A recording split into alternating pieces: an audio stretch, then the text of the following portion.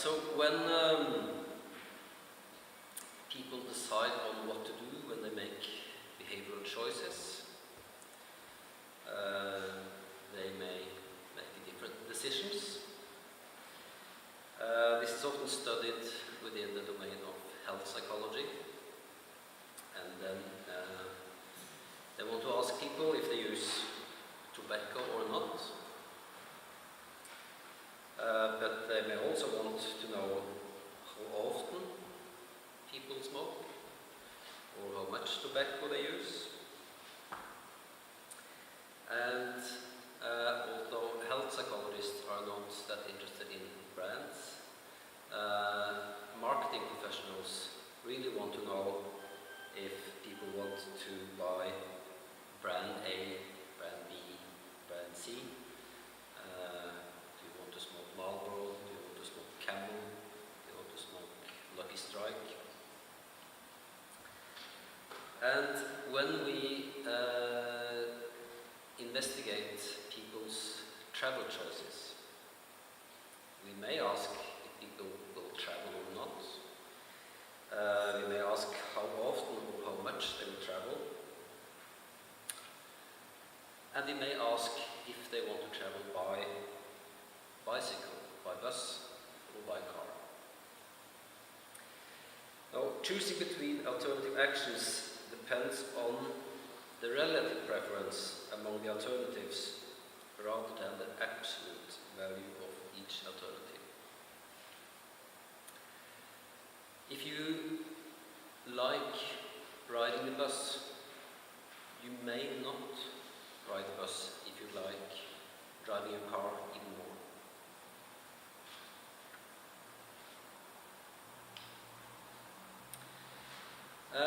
There are several models trying to explain behavioral choices. One of the most known models is the theory of planned behavior by Eisen. In general, this model states that behavior, or at least planned behaviors, are influenced by the intention to perform the behavior, that we make a decision. And this intention is based on the attitude toward behavior, if it will produce a positive outcome or not. Subjective norms, what we think other people do or other people expect of us. And perceived behavioral control, if it's entirely up to us, if we can carry out this behavior, it will be difficult. If there are other people who influences our behavior. So, if I wanted to drive my car, maybe I couldn't because my wife took the car that morning. So, in that sense, it's not entirely up to me.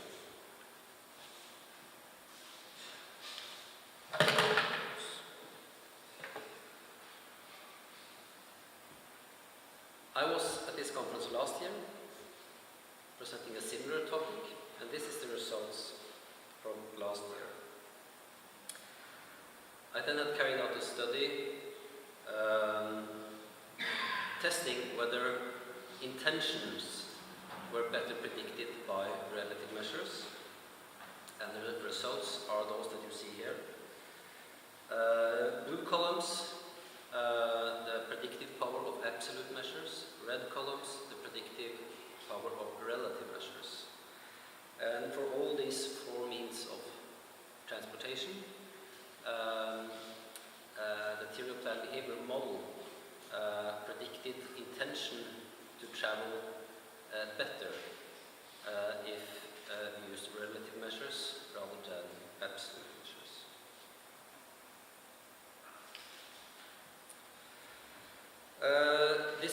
These are the concrete constructs that we used in the research presented last year. I'm trying to explain behavioral intention. We had attitude toward behavior, prescriptive behavioral norm, and the last construct in the model, perceived behavioral control, we divided into two. controllability and self-efficacy, where controllability relates to whether other people influences you or may have an impact on your choices, and self-efficacy relates to if this will be very difficult for you. So if you live in the bottom of a valley and your workplace is at the top of a mountain, it's going to cost you a lot of effort to bicycle to work. So that could be one example of self-efficacy or perceived difficulty. Last year we also included past behavior as a predictor of intentions, even though that is not exactly part of the theory of planned behavior. We felt that that was important to control for when testing the theory of planned behavior. I'm just going to show you one example from last year. This is the example relating to public transport, where you can see the results for the absolute measures on the left-hand side and the results for the relative measures on the right-hand side. And as I already told you, in total, the relative measures predicts intentions better. The regression coefficients are quite similar, but it seems like it's the past behavior measure that carries the increased prediction. And it was quite similar results also for the other transport modes.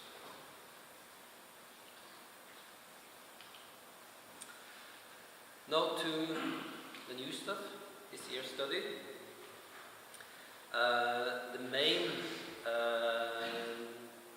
purpose of this year's study was to actually test the effect on real behavior, and not only behavioral intention. But we also include the rest of the model. We have attitudes towards behavior, and then for the subjective norm construct, we divided that into two constructs, distinguishing between prescriptive behavioral norm, which is what we believe other people expect from us. So, does my colleagues, do my colleagues think that I should use my bicycle to work, or do they think that I should use my car to work? That's prescriptive. And descriptive is what I believe other people do. So, do I believe that my colleagues will use their bicycle to work or their car to work? So there's a difference between the two. And finally, perceived behavioral control, we divided that into self-efficacy and controllability, the same way that we did the last time. So this was a survey among 229 employees. We recruited organizations close to Oslo city center, Oslo in Norway. So this would then be employees at the university, different research institutions, a hospital. We gave them a questionnaire measuring all relevant factors, and when testing their reliability or consistency, we found a convex alpha of larger than 0.70 for all the constructs, suggesting that we have reliable measures.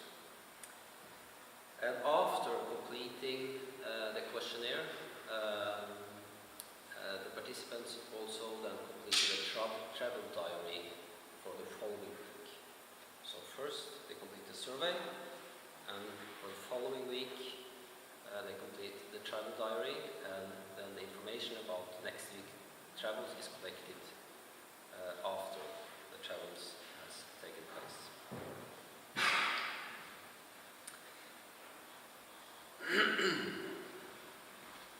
So to the measures. All measures were taken for each of the three different modes of transport. Regarding behavior, we asked them, of course, how they had traveled to work and then back home again for the whole working week. So that would be 10 journeys in total. But for the analysis, you just made this dichotomous measure. Did you use the bike the following week, yes or no? Did you use car the following week, yes or no? And I will explain that to you when we get to the results. Behavioral intention was measured with 2 items, and one example is how likely are you to travel by car next week? Attitude toward behavior was measured with 7 items, and one example is would traveling by car be a good solution to transport needs next week? And then answer on a scale from 1 very bad to 7 very good. Prescriptive behavior norm was measured with 3 items. One example is how do you think your friends think you should travel next week? And then descriptive behavioral norm, also with 3 items, and one example is how do you think your friends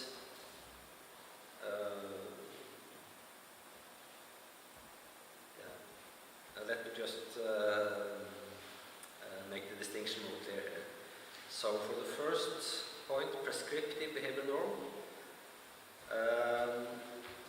how do you think your friends think you should travel next week? And for descriptive behavior norm, how do you think your friends would travel? Then self-efficacy, also 3 items. One example is if you decided to, how confident are you that you could travel by car next week? So do you think you would be able to? And then controllability, 3 items. One example is how likely is it that a car would be an available alternative for your transport needs next week? So you might have it or you might not have it. If there's some uncertainty there, it means that you have lower controllability. So all these constructs then give you all these questions gives you the absolute measures, but to turn them into relative measures, we just follow this equation. So it's just the attitude towards traveling, for instance, with car. That's the absolute measure. And to make the relative measure, you just divide it by the average of the attitude or towards all the different transport modes.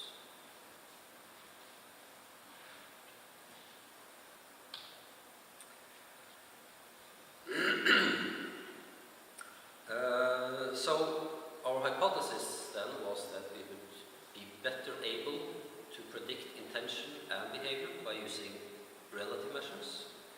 So as in last year's presentation, I have blue columns for absolute measures and red columns for relative measures. And for behavioral intention, you will see that the red columns are higher than the blue columns for all travel modes, meaning that we were better able to predict intentions with relative measures rather than absolute measures. And the general trend is the same for behavior, but it's not completely according to our hypothesis. There you can see for car that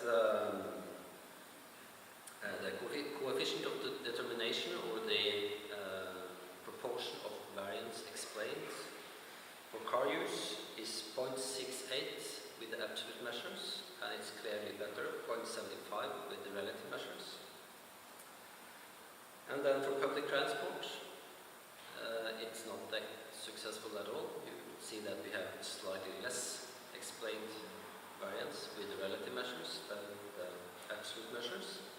And for bicycle, we explained 3% more of the variance using relative measures rather than absolute measures.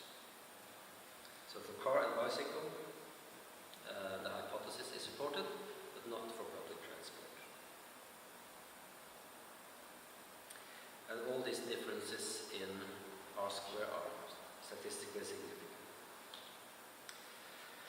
So to the specific results in the model, and as in last year's presentation, I have the results for the absolute measures to the left and the results for the relative measures to the right. And there you can see for public transport that there are not very strong differences, but it does seem that controllability has a significant impact if it is a relative measure rather than absolute measure. And for the other factors, there are only smaller changes, but then they are slightly less strong than when having absolute measures. For car use, we see that self-efficacy has a significant predictive power when using relative measures, and it does not when we're using absolute measures. Then again, it seems that prescriptive behavior norm is no longer a significant predictor when using relative measures compared to when using absolute measures. But in total, the model explains intention better when using relative measures. And for bicycle, it's actually not very much changes at all, but we see that attitude has a stronger predictive power, whereas self-efficacy has a slightly lower predictive power when using relative measures. But in total, relative measures explains more. So for intentions, I mean, we were quite happy to see that when trying to predict intentions, using relative measures makes us better able to predict intentions. Now, when trying to explain behavior, we were more successful with relative measures for car use and bicycle use, but not for public transport. As I mentioned to you in the beginning, although we do actually have a measure of behavior ranging from 0 to 10, because you could travel by bicycle to and back from work 10 times or 0 times in the following week. We have used a dichotomous measure, yes or no, in the analysis. The reason for that is that the questions that we asked when asking about the intention to travel, we did not ask how many times next week you are going to travel. We just asked, will you travel by bicycle next week? And then we felt that it was more correct to also use a dichotomous measure for behavior in the analysis, because that will be more similar to what we have asked about when asking about behavior intention.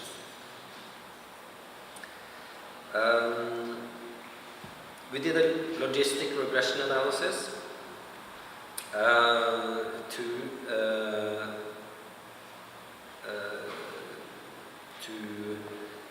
try to distinguish how large part of the variance explained could be pinned on the absolute measure only and the relative measure only.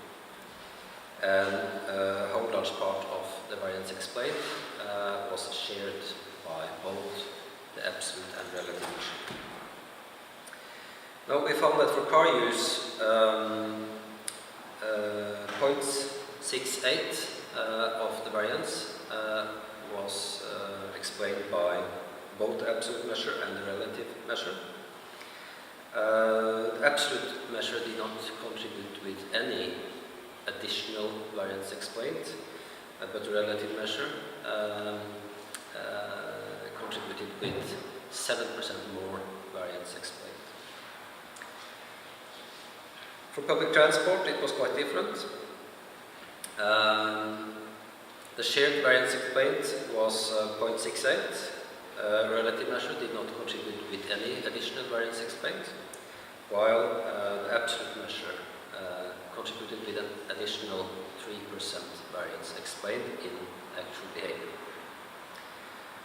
For bicycle, the shared part of the explained variance was 0.59. The absolute measure did contribute with an additional 1%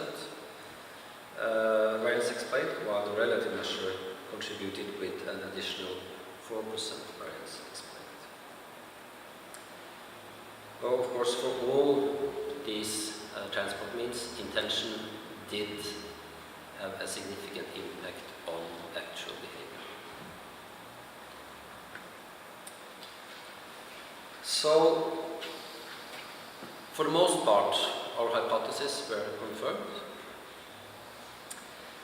But we did not find a significant predictive contribution of the relative preference for actual traveling by public transport.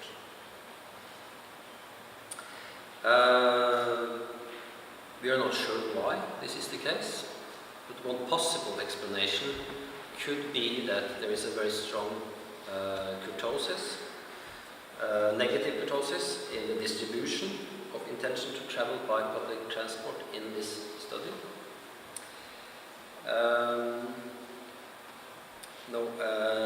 Negative kurtosis means that the distribution is much flatter than the normal curve. So you all have heard about the normal distribution. It's kind of like bell-shaped. And if you have a strong positive kurtosis, it means that it's very pointed. And if you have a strong negative kurtosis, it means that it's more flat. And the reason for this strong negative kurtosis is when we look at the distribution, that it seems that the distribution is actually looks kind of like a U-shaped distribution, that participants are either very positive to travel by public transport or very negative. And one reason why we have this kind of distribution might be due to our sample, that we have recruited companies from the city center. Because if you work in the city center, there will of course be a lot of public transport in the city center, but it depends then on where are you coming from. And if you live in the city, you will then have a very good public transport service to your workplace in the city center. But if you live outside the city, you will have a very poor public transport service, because there's not a very frequent bus service going from outside the city into the city, and it's probably not a bus stop or even a public transport route going close to where you live. So we believe that our sample of companies might be the explanation why we have this U-shaped distribution, and this U-shaped distribution might be the reason why having a relative measure does not give you any extra prediction for the public transport specifically. So the results support the theory of planned behavior. In general, they also support the idea that you should use relative preference when trying to predict behavior. This is important because it means that prior research who did not use relative measure may have underestimated the impact of this model. And when it comes to applied applications, this suggests that change people's travel behavior. It might not be enough to make the targeted behavior more positive, but you may also have to make the unwanted behavior more negative. So if you want to get people to bicycle to work, you need to make bicycle to work a more preferred alternative, but you also need to make traveling by car a less preferred alternative. So you need to use both the carrot, making bicycling easier, and the stick, making car use more difficult. That would be the practical implications. Right, I'm over time. Do we have time for questions, or should we go directly to the next one? Short time for questions, if there are any.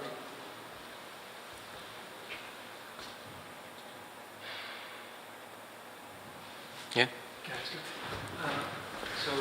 I think I can speak up. I think I can. So if I understand it, it's basically bimodal distribution. You have people who travel by public transport and people who don't, and so there is a problem. It looks like there is a problem is heterogeneity in the sense that if you focus just on the people who live in areas where they can feasibly use public transportation, then the model probably may work better, and you would see the improvement in using the relative measures. But I was wondering,